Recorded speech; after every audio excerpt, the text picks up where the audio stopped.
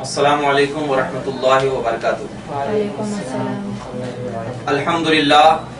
الحمدللہ الذی ہدانا الی صراط مستقیم والصلاة والسلام علی سید المرسلین وعلی آلہ واصحابہ اجمعین، اما بعد۔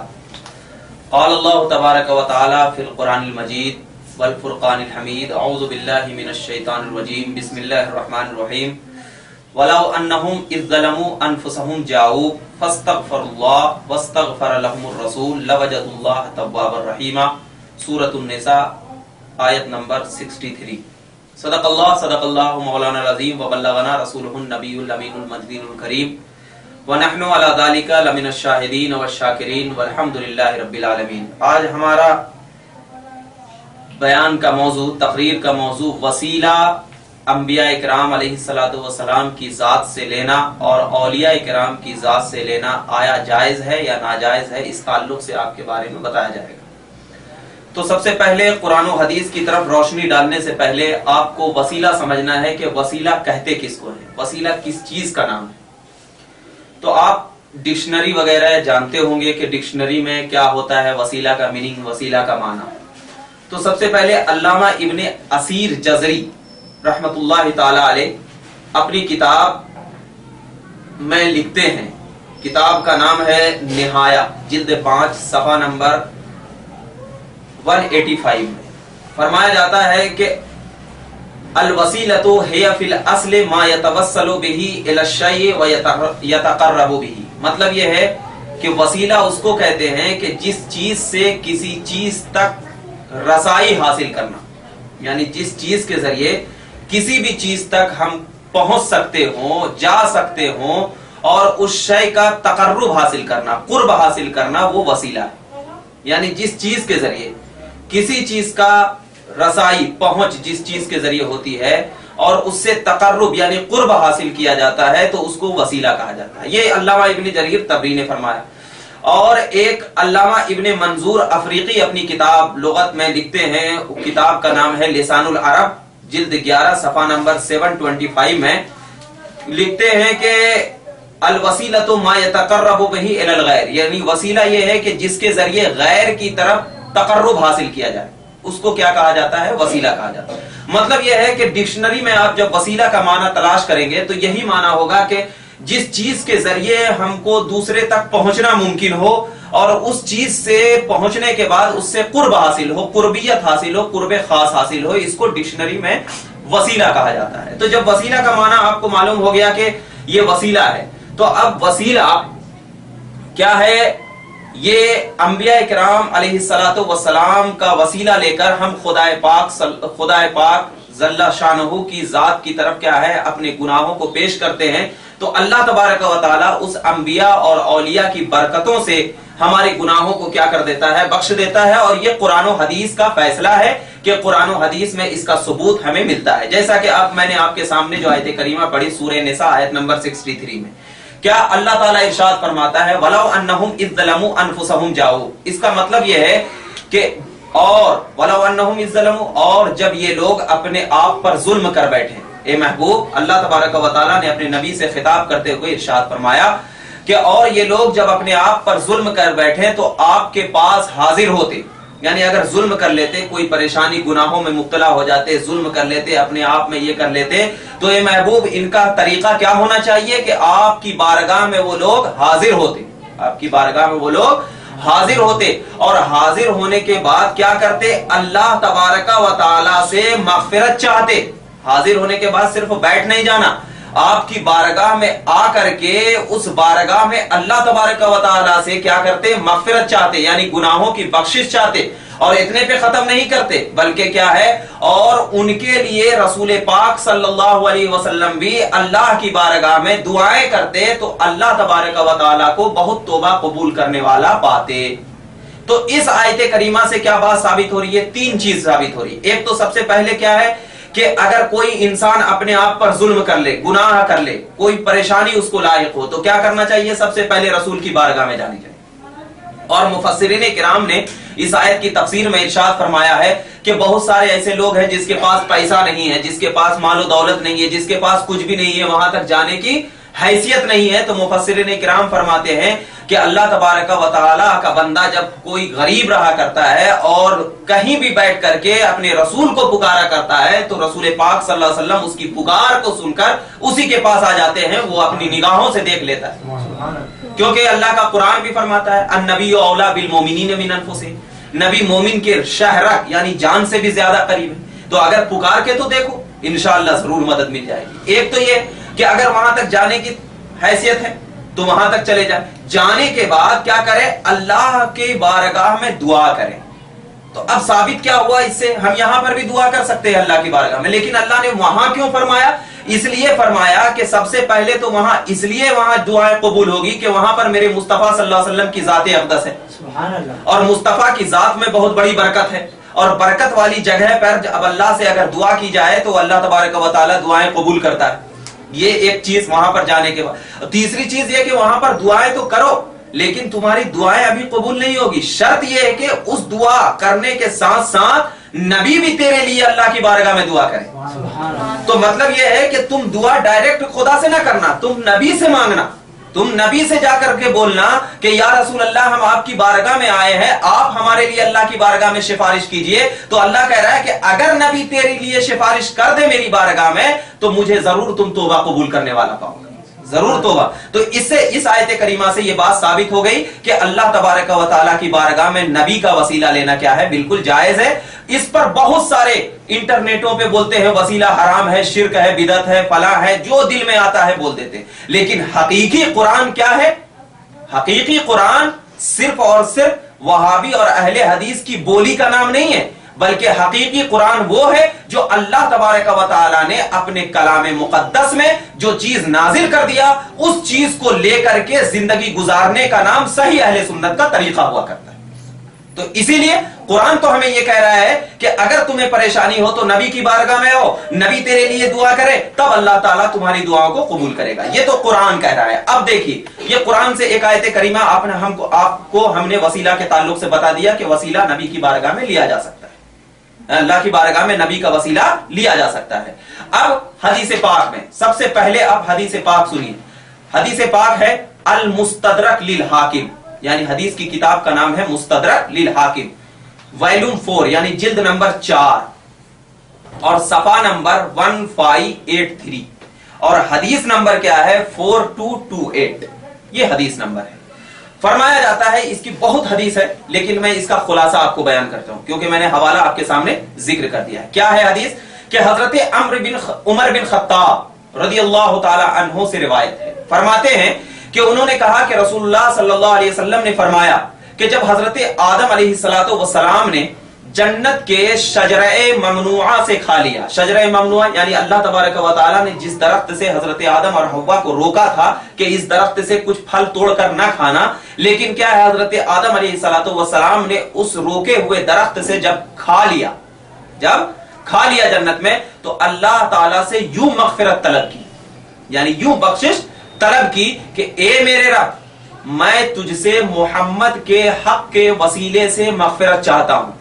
ایسی مغفرت طلب کی، ایک نبی ہے، ابھی محمد عربی کا وجود نہیں ہوا ہے، تو جس محمد عربی کے وجود سے پہلے نبیوں کا یہ طریقہ رہا ہے کہ اس محمد عربی کا وسیلہ لیا جا رہا ہے، تو ہم امتی اگر نبی کے آنے کے بعد وسیلہ لیں تو کہاں کے مشرک ہو گئے؟ کہاں کے مشرک ہو گئے؟ دیکھیے نبیوں کا طریقہ ہے۔ کیا فرماتے ہیں حدیث میں المستدرک للحاکم کی حدیث میں کہ میں تجھ سے محمد کے حق کے وسیلے سے مغفرت چاہتا ہوں۔ اللہ نے فرمایا اے آدم تم نے محمد کو کیسے پہچانا؟ تم نے محمد کو کیسے پہچانا حالانکہ میں نے انہیں پیدا ہی نہیں کیا، ابھی میں نے انہیں پیدا ہی نہیں کیا۔ حضرت آدم نے عرض کیا اے میرے رب میں نے انہیں یوں پہچانا کہ جب تو نے مجھے اپنے دست قدرت سے پیدا کیا اور اس میں اپنی طرح سے روح ڈالی اور میں نے سر اٹھا کر دیکھا تو عرش کے ستون پر، عرش کے تخت پر، ستون پر لا الہ الا اللہ محمد الرسول اللہ لکھا ہوا دیکھا۔ میں نے جان لیا کہ تو نے اس نام کو اپنے نام کے ساتھ شامل فرمایا ہے تو وہ ضرور مخلوق میں سب سے زیادہ محبوب ہوں گے، ضرور مخلوق میں سب سے زیادہ محبوب ہے۔ مجھ سے اس حق کے وسیلے سے دعا کرو میں تجھے بخش دیا، اگر محمد نہ ہوتے تو قسم خدا کی میں اگر محمد نہ ہوتے تو میں تجھے بھی پیدا نہ کرتا اور کائنات کو بھی پیدا نہ کرتا. یہ حدیث پاک آ گئی. اب اس حدیث کے بعد امام حاکم کیا لکھتے ہیں؟ ھذا حدیث صحیح الاسناد، یہ حدیث سندوں کے اعتبار سے بالکل صحیح ہے. یہ امام حاکم لکھ رہے ہیں. مگر میں آپ اس کو ایک چیز بتاتا چلوں کہ آج کل کی جب کتاب پڑھیں گے حاکم مستدرک، تو آج کے ایک وہابی غیر مقلد عالم نے یہ امام حاکم کی ھذا حدیث صحیح الاسناد کے بعد لکھ دیا ہے وقال الذهبی ھذا حدیث ضعیف، اور امام ذہبی نے کہا کہ یہ حدیث ضعیف ہے. انہوں نے یہ لکھ دیا. مگر میں آپ کو بتاتا چلوں کہ یہ امام حاکم نے کہا کہ یہ حدیث کیا ہے؟ صحیح الاسناد ہے. تو اب امام حاکم کی کتاب اگر ہم پڑھ رہے ہیں تو امام حاکم کی ہی بات تو مانیں گے نا، کہ کیا آج کے اہل حدیث کی بات مانیں گے؟ وہ اہل حدیث یہ سوچ رہا تھا کہ لوگوں کو ہم یہ چیز کہہ کر کے بہکا دیں، لیکن قسم خدا کی جس کے دل میں نبی کی محبت ہوتی ہے وہ کبھی نہیں بھاگتا، کبھی نہیں بھاگتا. تو اصل چیز یہی ہے کہ کیا ہے، یہ حدیث اگرچہ ضعیف بھی ہو، اگر مان لیا جائے ضعیف، تو یہ حدیث فضیلت کی ہے. یہ حدیث کس کی ہے؟ فضیلت کی ہے. اس سے کوئی مسئلہ نہیں نکل رہا.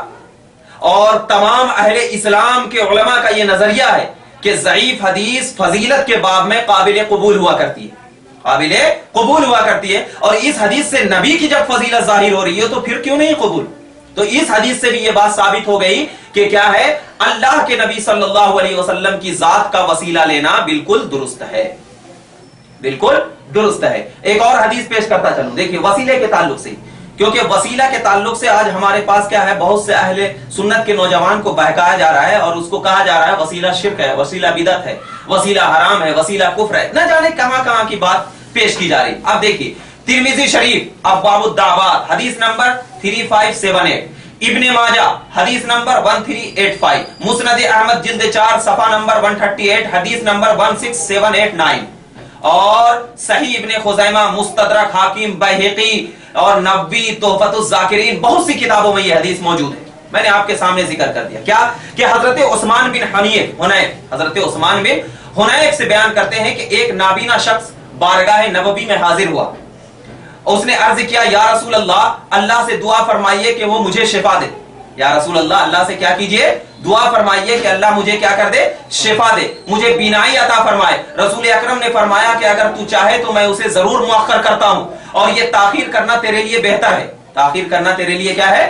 بہتر ہے. لیکن اگر تو چاہے تو میں ابھی دعا کر دو. اس نے کہا یا رسول اللہ، ہمیں تکلیف برداشت نہیں ہوتی، آپ دعا کر دیجئے. آپ کیا کر دیے؟ دعا کر دی. تو اللہ کے نبی صلی اللہ علیہ وسلم نے اس نابینا شخص سے کہا کہ جا کر کے وضو کرو، جا کر کے وضو کرو. اس شخص نے وضو کیا.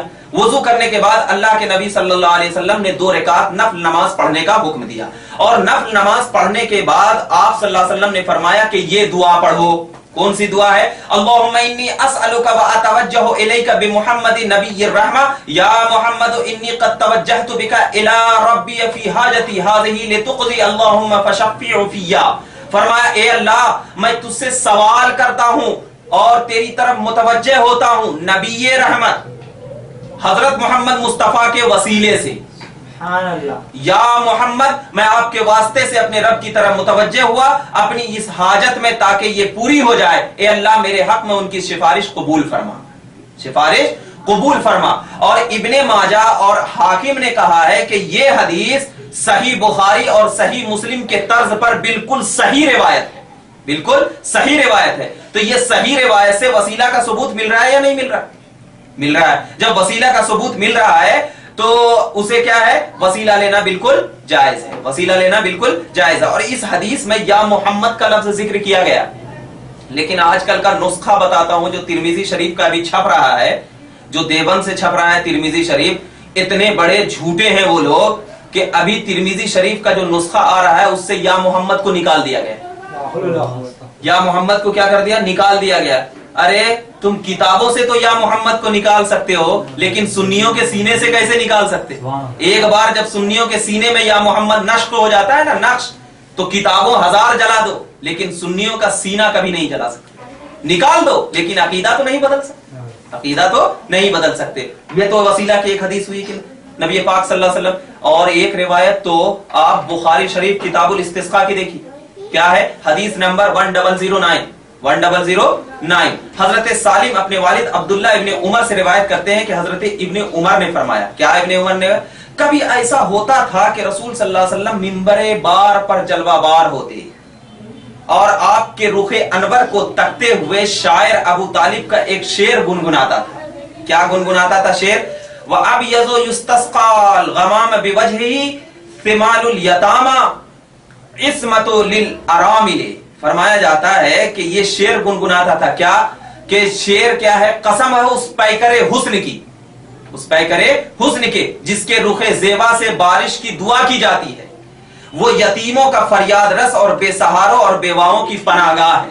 जैसे ही ये शेर गुनगुनाता था, अल्लाह की ऐसी बरकत होती थी कि अल्लाह तबारक व तआला नबी पाक सल्लल्लाहु अलैहि वसल्लम की चेहरे की तारीफ करने के बाद से ही बारिश नाजिल कर देता। बारिश नाजिल तो नबी के चेहरे के वसीला लेने से अल्लाह तबारक व तआला क्या कर देता? बारिश नाजिल कर दिया करता है, बारिश नाजिल कर दिया करता है। तो इसी बुनियाद पर हम कहते हैं कि ये हदीस गवाह है कि नबी पाक सल्लल्लाहु अलैहि वसल्लम का वसीला लेना बिल्कुल जायज है। लेकिन बाज लोग क्या कहते हैं कि ये तो जाहिरी जिंदगी की बात है, विसाल के बाद कैसे वसीला लिया जाता है, विसाल के बाद कैसे वसीला लिया जाता है। और हम कहते हैं कि नहीं, जाहिरी सबसे बड़ा तो वो लोग जो ये कहते हैं कि ये जिंदों का वसीला लिया जाता है, मुर्दों का नहीं। तो एक जवाब तो ये है कि जिंदों का वसीला क्या है?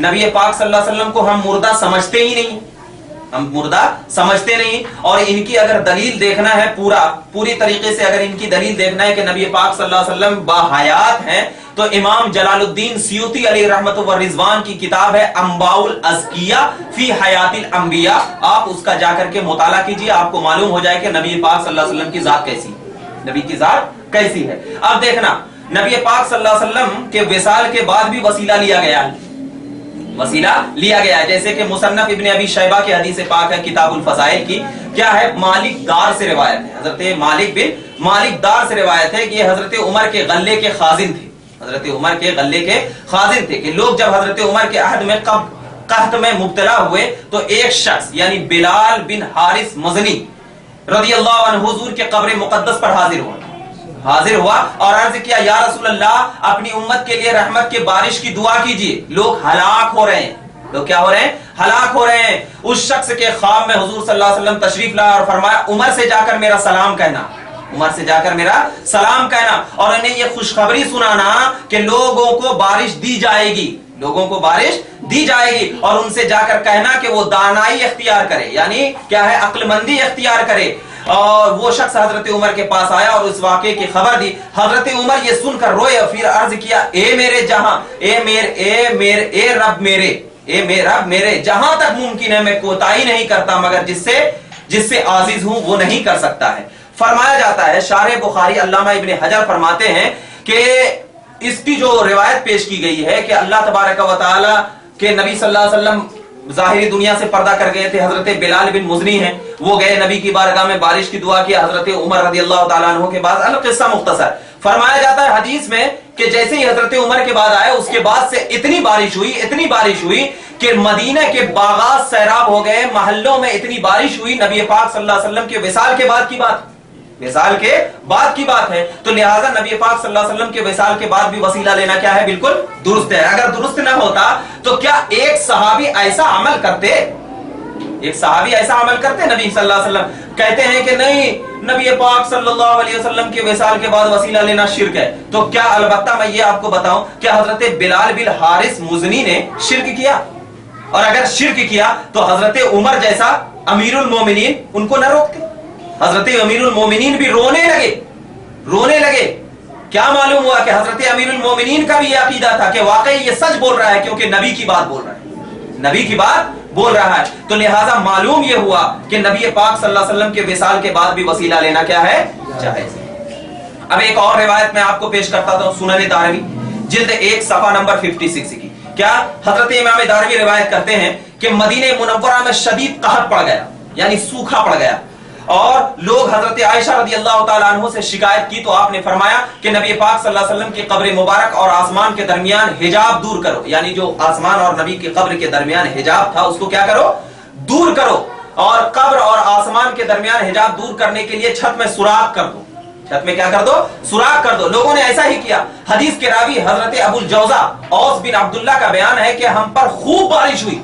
جیسے ہی ہم ایسا کیے ہم پر خوب بارش ہو گئی, ہمارے اونٹ موٹے ہو گئے, ہماری بکریوں میں چربی آ گئی اور اتنے ہو گئے کہ پھر سے ہم حضرت عائشہ کے پاس گئے. کہا اب بارش رکوا دو. کہا جاؤ نبی کی بارگاہ میں قبر کا وسیلہ, نبی کی بارگاہ میں قبر کا وسیلہ لو. لوگ گئے, جا کر کے نبی کے قبر کا وسیلہ, اللہ تبارک و تعالیٰ نے اسی وقت بارش ختم کر دی, اسی وقت بارش ختم کر دیا. اور یہ روایت سنن دارمی کی ہے, کسی اپنی زبان کی نہیں. ارے انٹرنیٹ پہ تو بکنا بہت دور کی بات ہے, مگر دلیل سے مزین کر کر لوگوں کو سمجھانا بہت بڑی بات ہے, لوگوں کو سمجھانا بہت بڑی بات ہے. اور تو یہ بات اس حدیث سے بھی یہ بات ثابت ہوئی کہ اللہ کے نبی صلی اللہ علیہ وسلم کا وصال کے بعد وسیلہ لیا گیا, اور حضرت عائشہ رضی اللہ تعالیٰ عنہ کی حدیث ہے.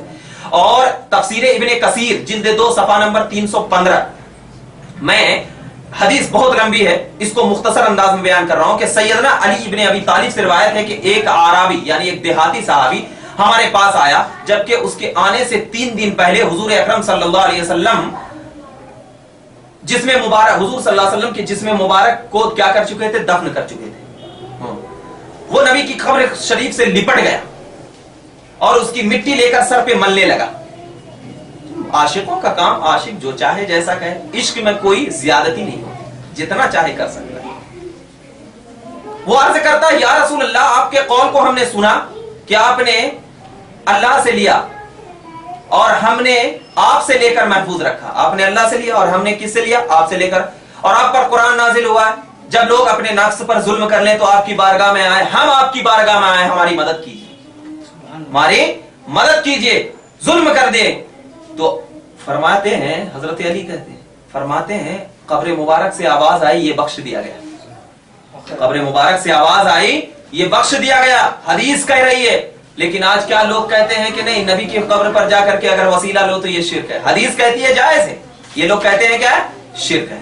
اب بہت ساری ایسی روایت ہیں, بہت سارے علماء کا یہ عقیدہ ہے. قاضی ایاز, امام مالک اور بہت سارے لوگوں کا, بہت سارے تمام علماء کرام جتنے بھی آج سے 1400 سال گئے, سوائے اہل حدیث اور غیر مقلد کے, سوائے اہل حدیث اور غیر مقلد کے, ان لوگوں کا عقیدہ یہ ہے ہی نہیں کہ وسیلہ لینا جائز ہے. لیکن علماء اہل سنت کا تو یہ عقیدہ ہے کہ کیا ہے, اس کا دعا کرنا نبی پاک صلی اللہ علیہ وسلم کے وسیلے سے کیا ہے, بالکل جائز اور درست ہے, بالکل جائز اور درست ہے. رہی بات, لوگ تو کہتے ہیں کہ نبی پاک صلی اللہ علیہ وسلم کا وسیلہ لینا جائز, وسیلہ لینا جائز. اور میں نے آپ کے سامنے ثابت کیا قرآن سے اور حدیث سے کہ ظاہری زندگی میں بھی وسیلہ لینا جائز ہے, اور نبی پاک صلی اللہ علیہ وسلم کو اس ظاہری زندگی سے پردہ فرمانے کے بعد بھی وسیلہ لینا جائز ہے, جیسا کہ میں نے آپ کو حدیث سنا. بعض لوگ کہتے ہیں کہ ٹھیک ہے بھائی, ہم مان لیتے ہیں کہ نبی کا وسیلہ لینا جائز ہے, تو کیا ولی سے بھی وسیلہ لینا جائز ہے؟ کیا ولی سے بھی وسیلہ لینا جائز ہے؟ تو قرآن کہتا ہے کہ ولی سے بھی وسیلہ لینا جائز ہے.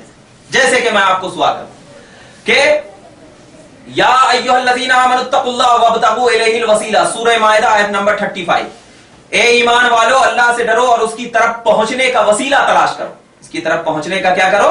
وسیلہ تلاش کرو. میں آپ کو یہ بتا سکتا ہوں, نماز, روزہ, حج, زکات, یہ بھی تو کیا ہے؟ پہنچنے کا وسیلہ ہے. تو یہ کیا ہے؟ عبادت ہے نا, عبادت ہے. اور یہ کیا ہے؟ عمل ہے. یہ کیا ہے؟ عمل ہے. جب تک آپ نماز نہیں پڑھیں گے نماز کا وجود نہیں, جب تک آپ روزہ نہیں رکھیں گے روزہ کا وجود نہیں. تو اب ذرا بتائیے, جو شخص جس کو وجود دے رہا ہے اس کا وسیلہ لینا جائز ہے, تو جو شخص دے رہا ہے اس کا وسیلہ لینا کیوں نہیں جائز؟ بعض لوگ کہتے ہیں کہ اس آیت میں وسیلہ سے مراد نماز کا وسیلہ ہے, صبر کا وسیلہ ہے. تو میں آپ کو کہتا ہوں صبر کا وسیلہ لینا جائز ہے, صابر کا وسیلہ لینا کیوں نہیں جائز ہے؟ نماز کا وسیلہ لینا جائز ہے, نمازی کا وسیلہ لینا کیوں نہیں جائز ہے؟ ارے جو بندے سے نیک چیز نکل رہی ہو تو نیک چیز کا وسیلہ لو, جس سے نکل رہی ہو اس کا وسیلہ لینے میں کیا حرج ہے؟ تو لہذا جس طرح نیک بدنی عبادت کا وسیلہ لینا جائز ہے, ایسے ہی نیک بندوں کا بھی وسیلہ لینا جائز ہے. کیسے؟ اس لیے کہ میں آپ کو حدیث پاک سناتا چلوں. حضرت حدیث پاک میں ہے, بخاری شریف کی حدیث پاک, کوئی ایسی ویسی کتاب نہیں, بخاری شریف کی حدیث پاک, کتاب الجہاد, حدیث نمبر 2896 میں ہے. کیا حضرت امام بخاری نے عنوان قائم کیا ہے بخاری شریف میں کہ جنگ میں صالحین اور نحیف کمزور لوگوں کے وسیلے سے اللہ کی مدد چاہنا. یہ ایک عنوان, ٹاپک بنایا ہے. کیا ایک زمانہ آئے گا، امام بخاری فرماتے ہیں کہ حضرت ابو سعید خدری سے روایت ہے کہ نبی نے فرمایا ایک زمانہ ایسا آئے گا جس میں مسلمانوں کی جماعت کافروں سے جنگ کرے گی. مسلمانوں کی جماعت کیا کرے گی؟ کافروں سے جنگ کرے گی. تو ان سے پوچھا جائے گا کہ تم میں کوئی نبی کا صحابی ہے؟ کہا جائے گا ہاں. تو اس کے سبب فتح ملے گی، اس کے وسیلے سے کیا ملے گی؟ اگر پوچھا جائے گا کہ اس میں کوئی نبی کا صحابی ہے تو لوگ کہیں گے کہ ہاں نبی کا صحابی ہے، تو اس کے سبب سے کیا ملے گا؟ اس کو فتح مل جائے گی. اور پوچھا جائے گا تم میں کوئی نبی کی صحابہ کی صحبت پانے والا ہے، تو لوگ کہیں گے ہاں، تو اس کے سبب بھی فتح ملے گی. پھر پوچھا جائے گا کیا نبی کے صحابہ کی صحبت پانے والے کی صحبت پانے والا ہے؟ کہا گا ہاں، تو اس کے سبب بھی کیا مل جائے گا؟ فتح مل جائے گا. اور کہا جائے گا کہ اور کوئی نیک بندہ ہے، تو کہا جائے گا ہاں، تو اس کے سبب بھی فتح مل جائے گی. اب ذرا بتائیے فتح کن کن کن سے سبب مل رہی ہے؟ صحابہ، یہ بھی ولی. صحابہ کی صحبت میں رہنے والا، یہ بھی ولی. صحابہ کی صحبت میں رہنے والا، یہ بھی ولی. تو اب ذرا بتاؤ، ولی کی وسیلے سے، ولی کی صحبت سے فتح جب مل سکتی ہے، مدد مل سکتی ہے، تو ہم اللہ سے دعا کرتے ہیں تو مغفرت کیوں نہیں مل سکتی؟ یہ بخاری کہہ رہا ہے. معلوم کیا ہوا کہ ولی سے بھی وسیلہ لینا بالکل جائز ہے. اور ایک چیز تو اور کو بتاتا چلوں، ابو داؤد شریف حدیث نمبر 2594 فرمایا اللہ کے نبی صلی اللہ علیہ وسلم نے مجھے کمزوروں میں تلاش کرو. مجھے کیا کرو؟ کمزوروں میں تلاش کرو، کیونکہ تمہارے ضعیفوں کے وسیلے سے رزق ملتا ہے. تمہیں کیا ملتا ہے؟ کمزوروں کے وسیلے سے تمہیں کیا ملتا ہے؟ رزق ملتا ہے، اور اللہ کی مدد حاصل ہوتی ہے. تو کس کے وسیلے سے ہمیں رزق ملتا ہے؟ کمزوروں. یہ تو عام ہے، کوئی ولی نہیں ہے، خاص نہیں ہے. یعنی کمزوروں کے وسیلے سے اللہ تبارک و تعالیٰ کیا دیتا ہے؟ ہمیں رزق دیتا ہے. تو مطلب کیا ہوا کہ جب اس کے وسیلے سے رزق مل سکتا ہے تو اس کے وسیلے سے ہمیں مدد بھی مل سکتی ہے. اور دیکھیے ایک حدیث پاک مسند احمد بن حنبل جلد 1 صفحہ نمبر 180. کیا حضرت علی رضی اللہ تعالیٰ عنہ کے سامنے اہل شام کا تذکرہ ہوا، یعنی ملک شام میں رہنے والے لوگوں کا کیا ہوا؟ تذکرہ ہوا. ایک آدمی نے کہا اے امیر المومنین ان پر لعنت کیجیے. ان پر کیا کیجیے؟ لعنت کیجیے. حضرت علی نے فرمایا نہیں، کیونکہ میں نے رسول صلی اللہ علیہ وسلم سے سنا ہے کہ ابدال جو ہیں، ابدال یعنی ولیوں میں بھی بڑے جو ہوتے ہیں، ابدال شام میں ہوتے ہیں، وہ 40 ہیں. جب بھی ان میں سے کسی کو موت آتی ہے تو اللہ اس کی جگہ دوسروں کو مقرر کر دیتا ہے، ان کے وسیلے سے بارش ہوتی. حضرت علی کیا کہہ رہے ہیں؟ میں نے نبی سے سنا ہے کہ ان کے وسیلے سے بارش دی جاتی ہے، دشمنوں پر فتح ملتی ہے، اور انہی کے وسیلے سے اہل شام سے عذاب کو دور رکھا جاتا ہے. اہل شام کو عذاب سے کیا رکھا جاتا ہے؟ دور رکھا جاتا ہے. معلوم کیا ہوا؟ ابدال یہ ولیوں کی قسم ہے، ولیوں کی قسم ہے. تو مطلب کیا ہوا؟ ابدال کے وسیلے سے بارش مل رہی ہے، ابدال کے وسیلے سے مدد مل رہی ہے. تو ولیوں کے وسیلے سے مدد ملی نا؟ ملی نہیں ملی؟ تو جو لوگ کہتے ہیں کہ ولیوں سے وسیلہ لینا شرک ہے، تو کیا یہ حدیث کا انکار کر رہے ہیں یا نہیں کر رہے؟ اور ذرا بتاؤ، حدیث کا انکار کرنے والا گمراہ ہوگا یا اہل سنت ہوگا؟ حدیث کا انکار کرنے والا، کیا اہل حدیثوں کو یہ حدیث نہیں ملتی؟ ملتی ہے، لیکن کیا ہے؟ ان کو سمجھ نہیں آتی، ان کو سمجھ نہیں آتی. ایک اور حدیث بخاری شریف کی، ایک القصہ مختصر یہ ہے کہ وہ لوگ کہ حضرت نماز استسقاء کے وقت جب لوگ دعا کرنے لگے تو حضرت عمر رضی اللہ تعالی عنہ نے یہ دعا کیا، اے اللہ، میں جب نبی پاک صلی اللہ علیہ وسلم باحیات تھے میں ان کے وسیلے سے دعا کرتے ہیں. اب نبی کے چچا حضرت ابن عباس، نبی کے چچا حضرت عباس رضی اللہ تعالی عنہ کا وسیلہ بنا کر ہم تیری بارگاہ میں دعا کرتے ہیں، اے اللہ ہماری دعاؤں کو قبول فرما اور بارش نازل فرما. روایتوں میں آتا ہے جیسے حضرت عمر نے کہا بارش ہو گئی. بارش کیا ہو گئی؟ ہو گئی. حضرت عباس ولی تھے، نبی تھے، ولی تھے نا؟ تو ولیوں کے وسیلے سے. اب اس پہ اعتراض کرتے ہیں لوگ. کیا اعتراض کرتے کہ اگر دیکھو نبی زندہ ہوتے تو حضرت عمر نبی کا وسیلہ لیتے، حضرت عباس کا وسیلہ نہیں لیے. تو سب سے پہلے پوری حدیث پڑھو. پوری حدیث کیا ہے کہ جب حضرت عمر نے حضرت عباس کا وسیلہ لیا تو حضرت عباس نے کیا دعا کیا تھا؟ حضرت عباس نے دعا کیا تھا، اے اللہ، میں تیرے نبی کا چچا ہوں، مجھے کوئی حیثیت نہیں ہے، بلکہ صرف اور صرف مجھے نبی سے محبت اور نبی سے الفت اور نبی کے رشتہ دار ہونے کی بنیاد پر میرا وسیلہ لے رہے ہیں، مولا تو ہماری دعا کو قبول فرما. تو حضرت عباس نے کن کا وسیلہ لیا؟ नबी का। हजरत उमर ने अब्बास का वसीला लिया, क्यों? मालूम था हजरत उमर को कि आगे जमाने में लोग कहेंगे कि नबी मुर्दा है, उनका वसीला मत लो। इसीलिए हजरत उमर हजरत अब्बास का वसीला लेकर इस बात की तरफ इशारा कर रहे हैं कि वलियों का भी वसीला लेना जायज है, नबियों का भी वसीला लेना जायज है। और हजरत अब्बास ये इरशाद फरमा रहे हैं कि नबी हमारे हैं, इसलिए क्या हम उनका वसीला ले सकते हैं, उनका वसीला ले सकते हैं। और सबसे बड़ी तो ये चीज है कि वली के बाद लोग कहते हैं कि ठीक है वली जो होते हैं उनका वसीला, लेकिन क्या विसाल के बाद भी वसीला लिया जाता है? वली के बाद, विसाल के बाद भी वलियों का वसीला? तो मैं कहता हूं कि हाँ, आपको कुरान नहीं मालूम, पढ़ो सूरह कहफ। सूरह कहफ में है कि हजरत मूसा और हजरत खिज्र अलैहिस्सलाम का वाकया है। क्या वाकया है कि उसमें है कि जब दोनों हजरात एक शहर पहुंचे, वहां दो यतीम बच्चों की दीवार को देखा, वो गिर रही थी। वो क्या हो रही थी? गिर रही थी। हजरत खिज्र ने उस दीवार को क्या कर दिया? खड़ा कर दिया।